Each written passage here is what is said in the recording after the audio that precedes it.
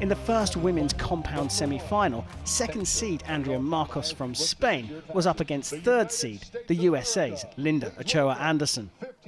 With little to separate these archers, it was the Spaniard who eventually triumphed in a single arrow shoot-off. A 10, just a fraction left of centre. Another solid hit, but it's drifted up into the 9. In the other women's semi-final, world number 2 Natalia Avdieva of Russia was up against Tanja Gelantine of Denmark, the world number 8. And it was the Dane who proved too strong. Left the best till last, a perfect score. So the bronze medal match saw the USA's Linda Ochoa-Anderson taking on Russia's Natalia Avdieva, and it all came down to the final arrow. Long hold, big shake. Couple of big shapes. It's in to the 9. So a 10 for Avdieva to take bronze here in Lausanne. Another quick arrow. It's into the 10. She's shot angry, and look at the face she shows there. She's absolutely cock-a-hoop. We knew that the women's compound final would be between Denmark's Tanja Gelantine and Andrea Marcos of Spain.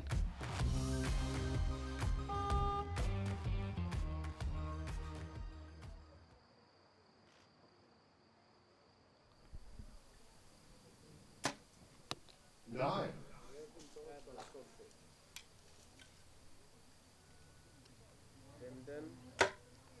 10.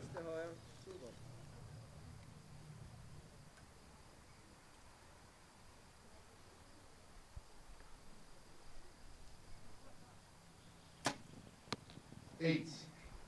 Just looking a bit unbalanced there. Again, do you see that kind of torso movement through the upper body, and you know whether that just caused that arrow to go wide?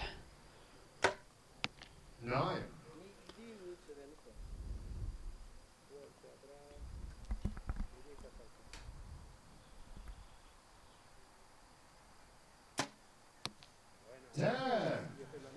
Good finish from Marcos, but a 27 leaves the door open for Gelantine to get an early lead. Quick shot into the 10, and a 29 from Gelantine puts her ahead.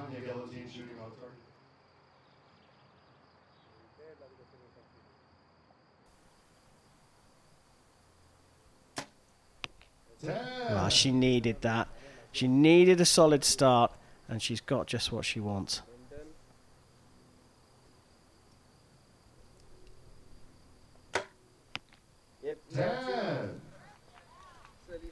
Not looking that solid to me. Just a little bit of movement, a little bit of shaking. I think the pressure's on here. 9.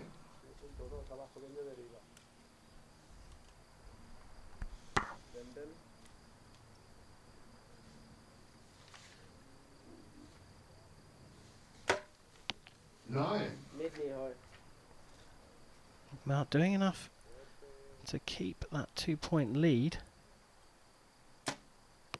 10. Another solid one from Marcos, so finishing with a 56. But still an opportunity to have 2 points in the lead, and that's what she gets, another 10.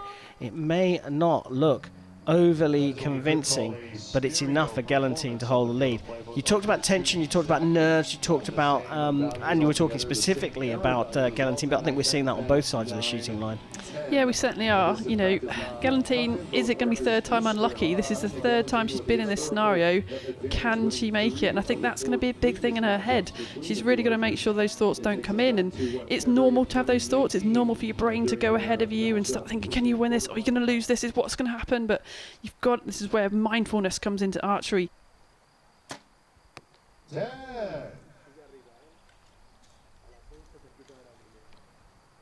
Gelantine, of course, yet to win a World Cup stage. 9.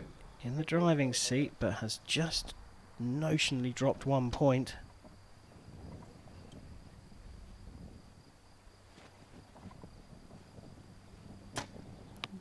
The wind may be playing a factor there again. We saw another movement of the bow.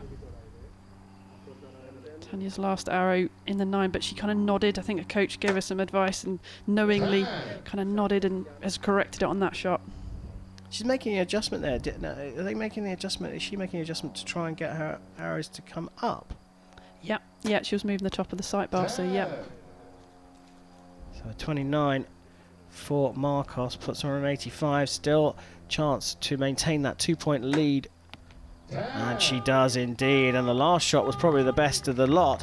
So 87, that 2-point lead that she grabbed very early on could end up being what decides this match. That 9 followed by 8 from Marcos at this level.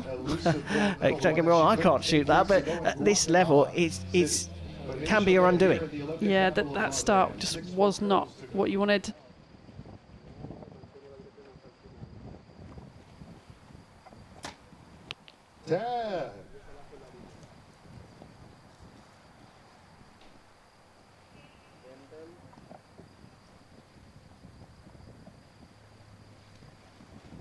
Long hold here, but the wind you can see is blustery. Oh, she's going to run out of time, wobbling all over the shop, and that is the result. There seems to be a lot of wind at the archer's end. When we had that shot before, we can hear it on the microphones, but down the end of the targets, they're not. The flags aren't blowing around, so it's interesting. When you've got a situation like this, sometimes the wind can swirl in a venue, so I wonder if that's happening on the shooting line. 9. Well, as you can see, we are all square now. Marcos with that opportunity to put some pressure on, and now Galantine needs a 10 just to stay level. Quick shot, and it is bang into the centre, and it's 114 apiece. But tell me, how much of a factor does luck play in that? It seemed to me that that Galantine got the worst of the conditions in her certainly in her first shot. Yeah, you get what you're given. There's no other option, and you've got to get that arrow off within that 20 seconds. If you don't, you lose it. So yeah, it is sometimes down to some luck. And Brady Ellison said that in Guatemala. You know, archery is now a sprint. You know, years ago we used to shoot 12 or 24 dozen arrows to decide who was the best. But now this format is much more exciting because we don't know what's going to happen. Marcos, momentum with her, will shoot first in end number 5. Wind picking up again, not affecting Marcos as much this time.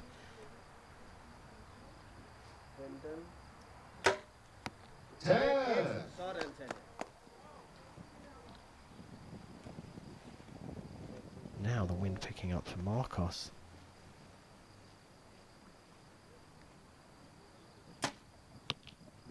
Just pulling over to the right there, and I think that might have been because she was trying to aim to avoid the wind. Look at this. She knows what's at stake here, Tanya Galantine. Her first World Cup stage win is in her hands. Pressure from Marcos. Oh, she's opened the door massively here. Galantine, for her first World Cup stage win, only needs an 8. She puts it into the 9. It's more than enough. It was a silver in Guatemala. She's upgraded that after the shoot-off loss in Central America to a gold medal here at the second stage in Lausanne.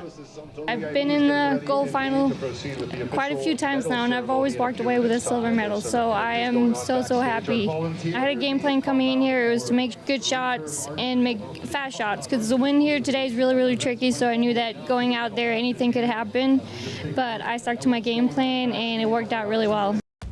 Let's have a look at how that affects the World Cup rankings. Well, right at the top, Tanya Galantine, and of course, losing to Nora Valdez in Guatemala. They are the 2 stage winners, automatically booked their place in the Hyundai Archery World Cup finals.